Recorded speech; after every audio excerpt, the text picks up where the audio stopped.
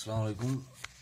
आज हम जो एनवायरमेंटल केमिस्ट्री है उसमें हम आज पोल्यूटेंट्स पहले हमने आपको एनवायरमेंटल पोल्यूशन के बारे में आपसे डिस्कस किया था। अब हम पोल्यूटेंट्स जो रिस्पॉन्सिबल है फॉर पोल्यूशन उनके बारे में आपसे डिस्कस करेंगे। जो सबस्टेंस रिस्पॉन्सिबल है पोल्यूशन के लिए उनको हम पोल्यूटेंट्स कहते हैं। जो पोल्यूटेंट्स है they depend on their physical state. जब इनके टाइप्स पर हम जाएंगे, इनके फिजिकल स्टेट जो है उनमें हम देखेंगे कि pollutants are solid type, liquid और गैस। ये इनका फिजिकल अपीयरेंस है कि ये जो पोल्यूटेंट्स है they can be classified into 3 categories: solid pollutants, liquid pollutants और गैसेस पोल्यूटेंट्स। जो सॉलिड पोल्यूटेंट्स है they exist in solid state, ये सॉलिड स्टेट में एग्जिस्ट होते हैं एंड आर मेनली रिस्पॉन्सिबल। और ये सॉलिड जो पोल्यूटेंट्स है they are responsible for causing soil pollution. They are responsible for causing soil pollution. For example, जब रबिश या एशेज हो या वेस्ट्स हो या पेस्टिसाइड्स हो, इनको हम सॉलिड पोल्यूटेंट्स कहते हैं। These are responsible for soil pollution. इसके बाद जब हम लिक्विड पोल्यूटेंट्स के बारे में देखेंगे, जो ये लिक्विड पोल्यूटेंट्स है they are mainly responsible for water pollution. However soil pollution में also be caused by them. यानी लिक्विड पोल्यूशन से वाटर पोल्यूशन हो जाता है, लेकिन इससे सॉइल पोल्यूशन भी हो जाता है। जैसे हम सीवेज वेस्ट जो होते हैं या फेशियल मैटर जो होते हैं, यूरिन होता है, इंडस्ट्रियल वेस्ट्स होते हैं, these are also responsible for soil pollution. इसके बाद जो गैसेस यानी गैसेस पोल्यूटेंट्स है, जो गैसेस फॉर्म में हमारे पास अवेलेबल है, these are responsible for air pollution और एटमॉस्फेरिक पोल्यूशन। यानी जो गैसेस पोल्यूटेंट्स है ये रिस्पॉन्सिबल है एयर पोल्यूशन या एटमॉस्फेरिक पोल्यूशन को हम कहते हैं, मगर ये these are also responsible for soil and water pollution. For example, जब कार्बन मोनोऑक्साइड या नाइट्रिक ऑक्साइड या सल्फेट या सल्फर ट्राइऑक्साइड इसको हम कहते हैं, या ओजोन हम कहते हैं, these are responsible for soil as well as water pollution. यानी ये टाइप्स ऑफ पोल्यूशन है, सॉलिड, लिक्विड और गैस। इसके बाद जब हम इसकी डिग्रेडेबिलिटी उस पर आएंगे, यानी उसकी डिग्रेडेबिलिटी पर आएंगे, जो माइक्रो ऑर्गेनिजम्स करते हैं, जैसे pollutants can be classified into 2 categories. एक को हम कहेंगे बायोडिग्रेडेबल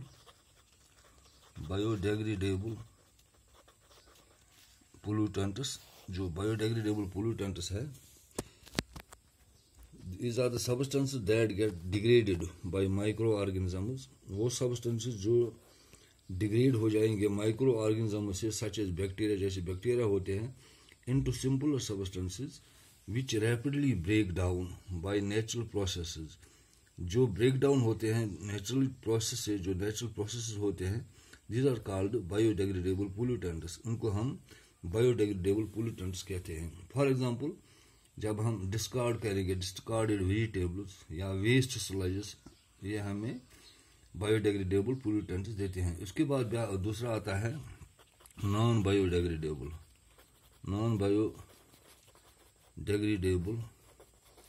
पोल्यूटेंट्स।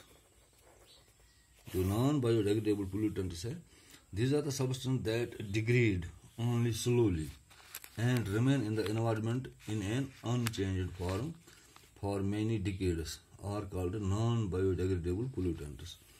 जैसे हम पॉलीथीन इस्तेमाल करते हैं, जब अगर हम पॉलीथीन को डिस्कार्ड भी करेंगे, ज़मीन के अंदर भी डालेंगे, लेकिन फिर भी वो वहाँ पर वो ख़त्म नहीं हो जाता है, इनको हम कहेंगे ये नॉन बायोडिग्रेडेबल पोल्यूटेंट्स है। Such pollutants cannot be degraded by natural phenomena, so they are harmful for living organisms. यानी ये हार्मफुल है लिविंग ऑर्गेनिजम्स के लिए, जैसे डाइक्लोरो डाइफिनाइल ट्राइक्लोरो ईथेन, यानी एक DDT जिसको हम कहते हैं डाइक्लोरो डाइफिनाइल ट्राइक्लोरो ईथेन, या हैवी मेटल्स है, या न्यूक्लियर वेस्ट्स है, या प्लास्टिक मटेरियल्स है, इनको हम नॉन बायोडिग्रेडेबल पोल्यूटेंट्स कहते हैं।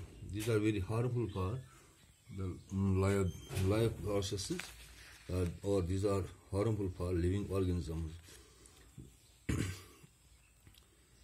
जब हम इनकी डिपेंडेंस जो इनकी फॉर्मेशन है या एग्जिस्टेंस है नेचर में, उस पर जाएंगे, इन पोल्यूटेंट्स के इसके एग्जिस्टेंस और इसकी फॉर्मेशन पर जाएंगे। They are can be classified into 2 categories. 2 category में हम इनको, जब इनकी फॉर्मेशन या एग्जिस्टेंस हम देखेंगे तो इनको हम 2 कैटेगरी में डिवाइड करते हैं। पहला है प्राइमरी पोल्यूटेंट। प्राइमरी पोल्यूटेंट क्या होता है? विच when formed and released into the environment remain there as such causing harmful effects are called primary pollutants। यानी जो ये प्राइमरी पोल्यूटेंट्स है, जब ये बन जाते हैं और रिलीज हो जाते हैं in the environment, they remain there, वो वहाँ एनवायरनमेंट में रहते हैं, माहौल में रहते हैं, एंड काजिंग हार्मफुल इफेक्ट्स, और ये हार्मफुल इफेक्ट्स पैदा करते हैं। They are called primary pollutants. For example oxides of carbon, यानी जब हम कार्बन के ऑक्साइड्स पर देखेंगे, या ऑक्साइड्स ऑफ नाइट्रोजन, या ऑक्साइड्स ऑफ सल्फर, यानी जैसे हमने अभी बताया कार्बन मोनोऑक्साइड है, नाइट्रिक ऑक्साइड है, NO2 है, या SO2 है, या हाइड्रोकार्बन्स है, इनको हम प्राइमरी पोल्यूटेंट्स कहते हैं। इसके बाद दूसरा आता है इसमें सेकेंडरी पोल्यूटेंट्स। सेकेंडरी पोल्यूटेंट्स में क्या है? These are the products of reactions of primary pollutant. जो प्राइमरी पोल्यूटेंट उसके रिएक्शन जब हो जाते हैं तो सेकेंडरी पोल्यूटेंट्स बनते हैं। These are more harmful than primary pollutants. जो सेकेंडरी पोल्यूटेंट्स है ये ज़्यादा हार्मफुल है than primary pollutants. For example, जब हम परऑक्सी एसिटाइल नाइट्रेट या पैन जिसको कि हम कहते हैं, which is formed when hydrocarbon react with photochemically with oxides of nitrogen, ozone, aldehyde, phenols, etc. यानी जब हम पैन की तरफ देखते हैं, जो बन जाता है जब हाइड्रोकार्बन रिएक्ट करते हैं photochemically with oxides of nitrogen, ozone, aldehydes, phenols etcetera, उसके साथ जब ये रिएक्ट करते हैं। The permissible limit of a pollutant in the atmosphere to which if a person is exposed for 8 hours a day or 40 hours a week throughout his life, there is no adverse effect on him। यानी अगर कोई इंसान 8 घंटे या 40 hours week में अपनी life में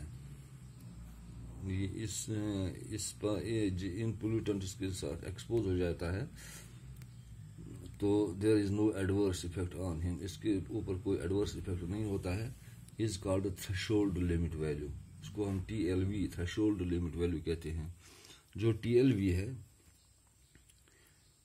जो TLV of carbon monoxide is 40 ppm while that of CO2 is 5000 ppm। ये होगा इसके जो टाइप्स ऑफ पोल्यूटेंट्स है, इसमें जो अगर हम इनके फिजिकल स्टेट पर देखेंगे तो ये सॉलिड, लिक्विड और गैस की सूरत में हमें मिलते हैं। सॉलिड जो पोल्यूटेंट्स है वो ज़्यादातर सॉइल पोल्यूशन करते हैं, लिक्विड वो तो वाटर पोल्यूशन करते हैं ज़्यादातर, बाकी पोल्यूशन भी ये करते हैं। और जब हम गैस पोल्यूटेंट पर आएंगे तो वो एयर पोल्यूशन भी करता है। However they may also cause soil and water pollution. जब हम इनकी डिग्रेडेबिलिटी पर आएंगे, जो माइक्रो ऑर्गेनिजम्स को डिग्रेडेबिलिटी कहते हैं, उनमें ये बायोडिग्रेडेबल पोल्यूटेंट्स होते हैं और नॉन बायोडिग्रेडेबल पोल्यूटेंट्स होते हैं। इसके बाद हमने इनके फॉर्मेशन और एग्जिस्टेंस पर जब हम इसकी नज़र डालते हैं तो ये प्राइमरी पोल्यूटेंट्स होते हैं और सेकेंडरी पोल्यूटेंट्स होते हैं। यही हो गया टाइप्स ऑफ पोल्यूटेंट्स। अगले वीडियो में हम आपसे एटमॉस्फेयर और एटमॉस्फेरिक पोल्यूशन के बारे में बात करेंगे।